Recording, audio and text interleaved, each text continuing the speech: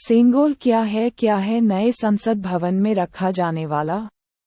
सेनगोल, चोल वंश से प्रेरित, चेन्नई के कारीगरों ने बनाया।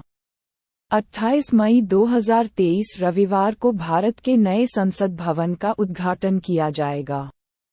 मीडिया रिपोर्ट्स के मुताबिक उद्घाटन के अवसर पर लोकसभा स्पीकर की कुर्सी के पास एक ऐतिहासिक वस्तु भी रखी जाएगी।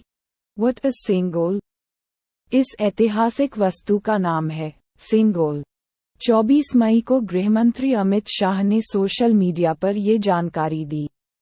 अमित शाह के मुताबिक सेनगोल निष्पक्ष, न्यायसंगत शासन के मूल्यों का प्रतिनिधित्व करता है। क्या है सेनगोल? राजा गोपालाचारी ने दिया था सुझाव, नेहरू को कैसे सौंपा गया सेनगोल? दक्षिण भारत से खास नाता इस परिवार ने बनाया था। ऐतिहासिक सेनगोल क्या है सेनगोल? सेनगोल तमिलनाडु का ऐतिहासिक राजदंड सेप्टर है।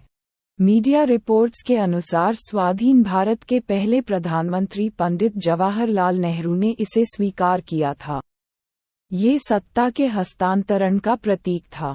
बाद में इसे इलाहाबाद म्यूजियम में नेहरू द्वारा इस्तेमाल की गई अन्य वस्तुओं के साथ रख दिया गया। आसी के रिटायर्ड आर्कियोलॉजिस्ट टी सत्यमूर्ति के मुताबिक सेनगोल या राजदंड सत्ता के हस्तांतरण का प्रतीक है। राजा का धर्म है अच्छे से राजकाज चलाना। सेनगोल उसे अपना धर्म याद दिलाता है। राजा गोपालाचारी ने दिया था सुझाव।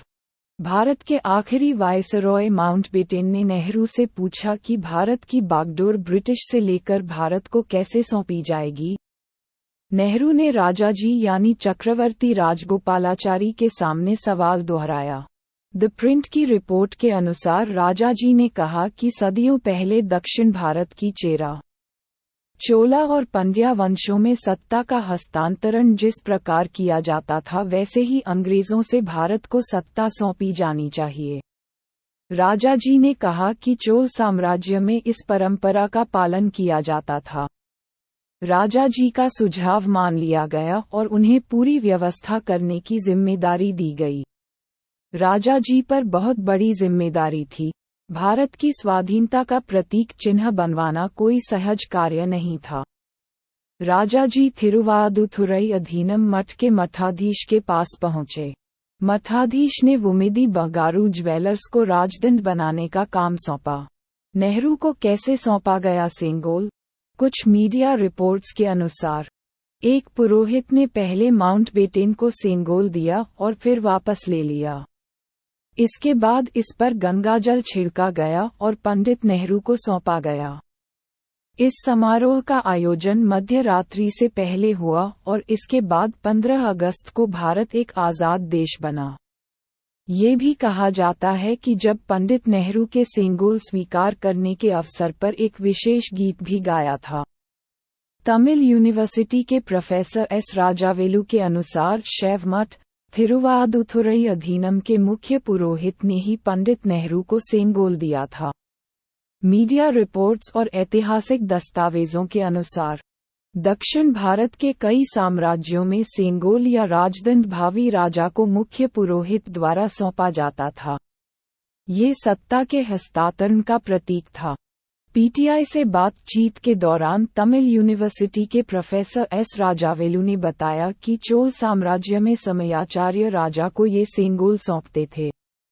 ये transfer of power in Chola kingdom का प्रतीक था। प्रोफेसर ने कहा कि सेनगोल तमिला राजाओं के पास रहता था और ये न्याय और सुशासन का प्रतीक माना जाता था। महाग्रंथ सिलापथीकरम, सिलपटिक्रम और मणिमेकलाई में सेनगोल का उल्लेख किया गया है। इस परिवार ने बनाया था ऐतिहासिक सेनगोल चेन्नई। तमिलनाडु के वुम्मिडी बगारू परिवार ने पंडित नेहरू को दिया गया सेनगोल तैयार किया था। नए संसद भवन के उद्घाटन में इस परिवार को भी निमंत्रण भेजा गया है। गौरतलब है कि 2018 तक ये परिवार भी नहीं जानता था कि उनके पूर्वजों ने नेहरू को दिया गया सेनगोल बनाया था। 2018 में एक मैगजीन के लेख ने इसका जिक्र किया, तब उन्हें पता चला। 2019 में मार्केटिंग हेड अरुण कुमार ने पता लगाया कि वो सेनगोल इलाहाबाद म्यूजियम में रखा गया है। मीडिया रिपोर्ट्स के अनुसार 1947 में वुमिदी एथिराजालू और उनके भाई वुमिदी सुधाकर ने सेनगोल तैयार किया था। ये चांदी से बनाया गया था और इस पर सोने का पानी चढ़ाया गया था। कई सुनारों ने सेनगोल पर नक्काशी की। वुम्मिदी बंगारू परिवार की चौथी पीढ़ी के सदस्य अमरेंद्रन वुम्मिदी के मुताबिक आज के हिसाब से इस सेनगोल की कीमत 70-75 लाख रुपये तक होगी। अमरेंद्रन का कहना है कि इसे बनाने में कम से कम 30 दिन का समय लगा होगा।